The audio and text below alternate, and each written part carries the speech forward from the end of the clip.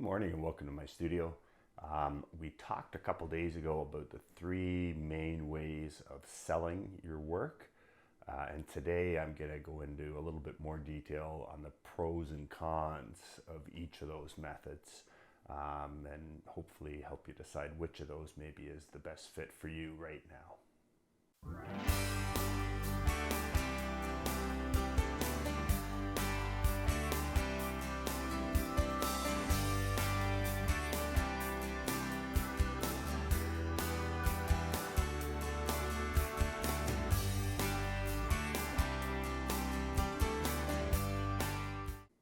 So I'm going to start first of all talking about festivals.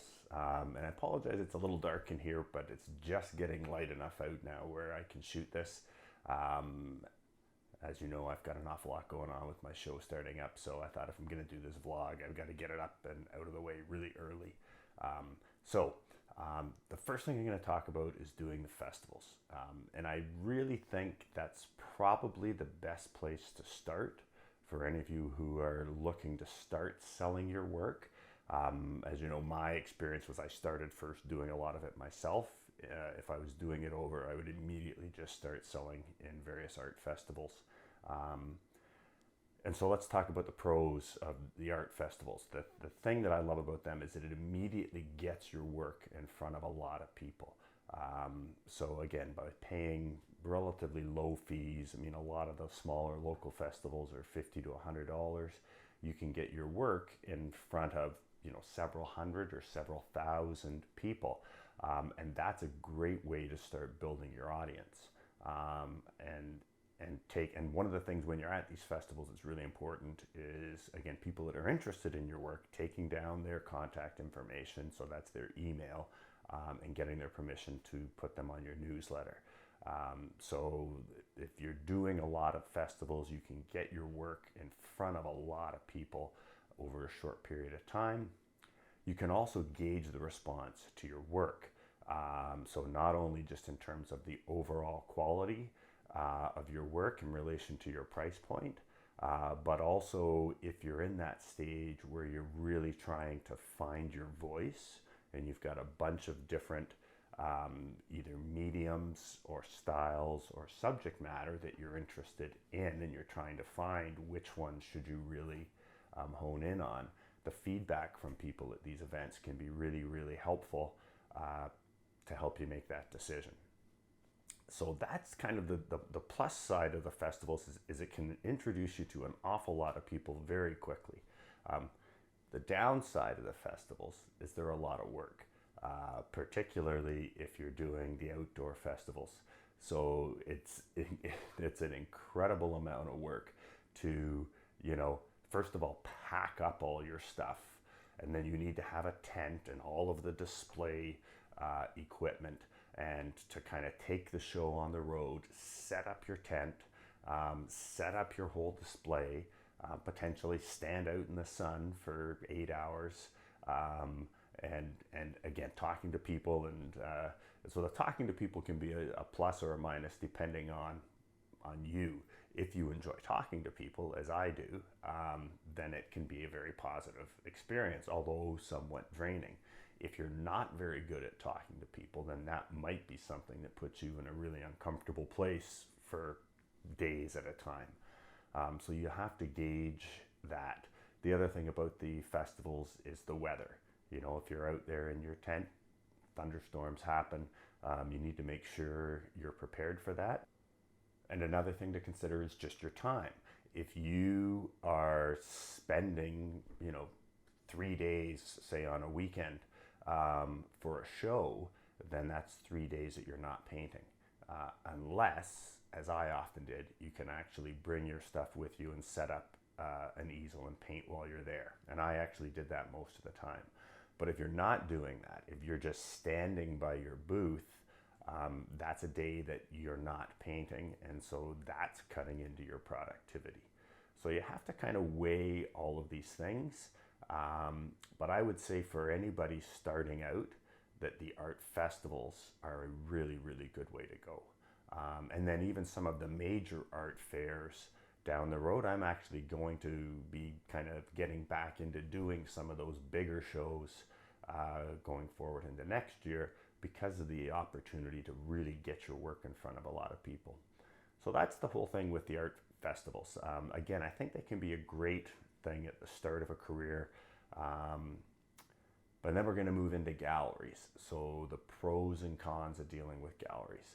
So one of the things that I really enjoyed when I was working with galleries is all I had to worry about was painting. Once I made the focus to shifting to galleries, and I was actually doing very well, it evens out the income stream, because as an artist, you're often feast or famine in terms of earnings in any given month. But when I was in about a dozen galleries, there was always sales happening somewhere. So you were always getting multiple checks coming in every month. And so it kind of smoothed out that income level and took the pressure off, because you know, you figure if this gallery's not working right now, or some of them were seasonally busy, more busy in the summer, some were busier in the winter. So it kind of just evened out that whole sales thing. The other good thing about galleries is they can get your work in front of a higher level of clientele often than what goes to the art festivals. And that also ties into that whole kind of legitimacy. If you are in a very high profile, very respected gallery, that lends a certain amount of credibility to your work. And that just makes clients a little more kind of willing to crack open the wallet and spend more money. And I guess that goes to the other thing is galleries will allow you to reach a higher price point quicker because they have access to clients. If it's a good gallery, they have potentially access to clients who are used to spending significant amount of money on original pieces of art. So those are all of the good things about the galleries. But there are some downsides to the galleries too. So the first one is they take either 40 to 50% off every sale. So that's a big chunk of money that's being generated by your work that you're not seeing. Now, if the gallery is doing a really good job of promoting your work, helping to increase the value of your work, and helping to increase the audience, then it actually is worth that. And I really didn't have any sort of dispute with the amount that the galleries were making during that period that I was really focusing on the gallery sales. But it is, if a gallery is not selling your work or not doing a good job of promoting your work, and they only sell 1 or 2 paintings a year, then giving them 50% of that sale, that is a big chunk for them doing not very much. So another downside to working with galleries is they expect you to continue to produce a consistent body of work. It's the same subject matter, the same style, very similar, so that once people have identified kind of what your work looks like, then the galleries want you to just keep producing more of that because they know they can sell that. So if you are in a situation where you want to be experimenting in different subject matter or different stylistic approach, typically most galleries are not going to want to show that work. So it can be somewhat limiting, and they can kind of want you to kind of be doing the same thing over and over and over again because they've built up a market for it. Now they want to maintain the supply of that type of work. And finally, the thing for me that really kind of cinched where I wanted to move away from most of my galleries is if you are selling your work on your own, and if you are doing your own self-promotion, then there are going to be points of conflict because of that whole thing of galleries feeling you're taking work away from them, or you feeling they're taking work away from you.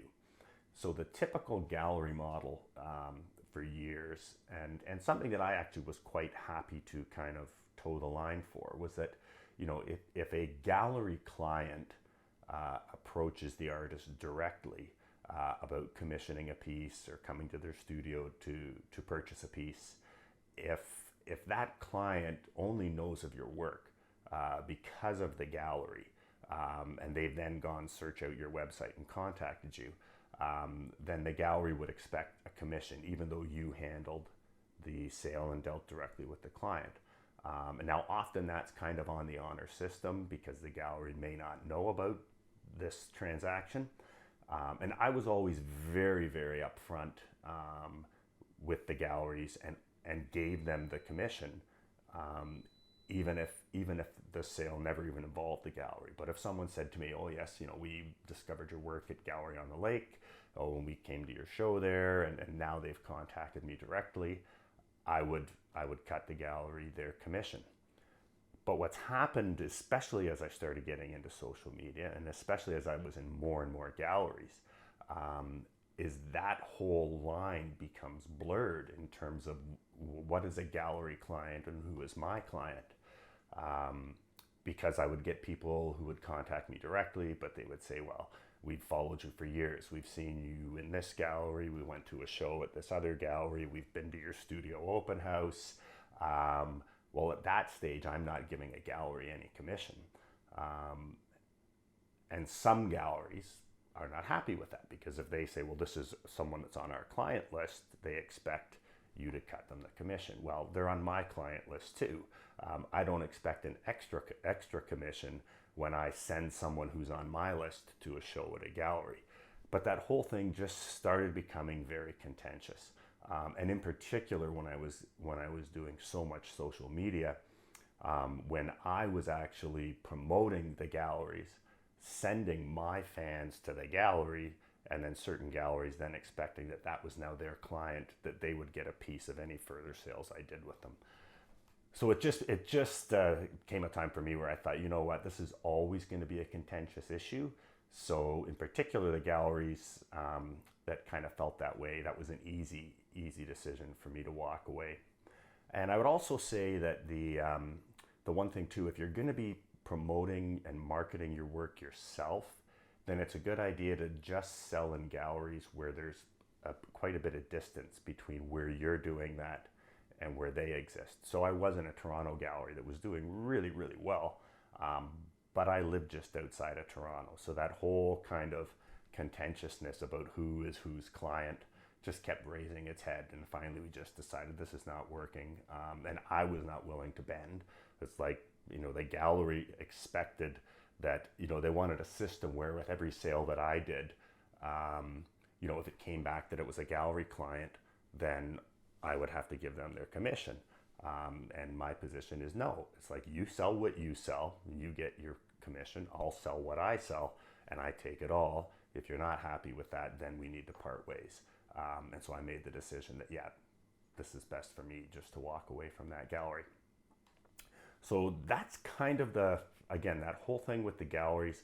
I find it works really, really well if you're content to just focus on gallery sales.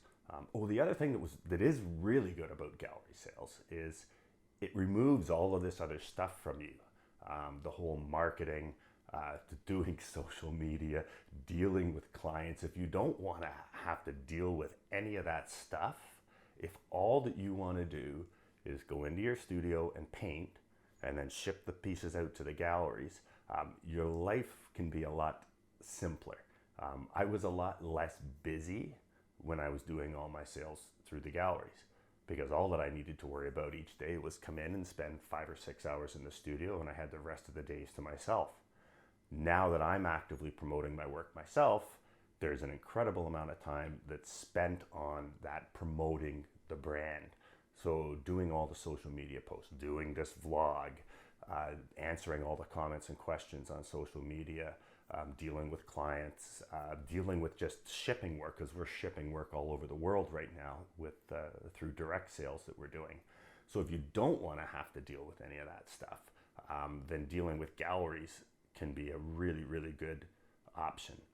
The one thing you do want to make sure though is that because galleries take a big chunk, is it really worth it? Are they doing a really good job to promote your work, to increase the value of your work, and to continue to find you a new audience? That was one of the other reasons why I decided to move away from galleries, is I realized I was doing a better job of promoting my work, of reaching a broader audience and actually selling my work than what a number of my galleries were doing. And I thought, well, I'm quite content to give up that commission if they're doing a great job and a better job than I'm doing. But if I'm doing a better job at it than they are, and I'm actually giving them sales, I don't want to pay them 50% of the value of my work just for handling the transaction because they happen to have the piece physically in their gallery. So that was a big part of the whole decision for me to kind of move more to this model. And the 3 galleries that I'm in now, again, they're the ones we go way back. But I also think they've realized that, being one of only 3 galleries that carries my work, that is going to allow them to have a lot of sales of my work. And maybe will they lose out on a sale that might come to me, potentially, but nowhere near as much as they would have lost out before when there were 9 other galleries carrying my work. So that's the other thing with galleries. If you are going to work with a gallery, you really want it to be with someone who you really like and get along with, because it has to be a cooperative team effort. If the gallery expects to have all the power and make all the decisions and tell you what to do, that probably is not going to work. And by the same token, you have to be willing to give and take in terms of what's going to be best for both of you going forward, and at times have to put the gallery's interest ahead of your interest. So that leads us to that whole thing of doing all of the promotion, or most of the promotion, yourself. So the upside of it, the number one upside, is that you end up then retaining all of the money on all the sales. So that can actually double your income, or pretty close to that. The other thing that's very good about that is you maintain control of all aspects of your career. And if you're like me, that's really important. And also if you're good at and enjoy the business side of things, again, if you think you can do it better than your galleries, then that's a really good reason to kind of actually focus on that. The downside, though, of doing it all yourself is that it's a lot of work. It's a lot of extra work aside from just spending time in front of the canvas painting. And then there's that whole kind of anxiety level too. As I mentioned, when you're in a number of galleries that are spaced kind of wide apart, there's a kind of leveling out of the income. Whereas when you're doing it all yourself, it's often kind of like all the eggs in one basket for a particular month, or even a quarter of your year might all depend on one show. And so if you're not comfortable with having all your eggs in one basket and dealing with the anxiety of like, oh, what if nobody shows, which I still suffer from. Everyone does, even though I've had an incredibly successful career, and I expect to still do so. With this show coming up, there's been a couple nights where you wake up in a cold sweat and think, oh my God, what if no one comes? What if this is a big flop?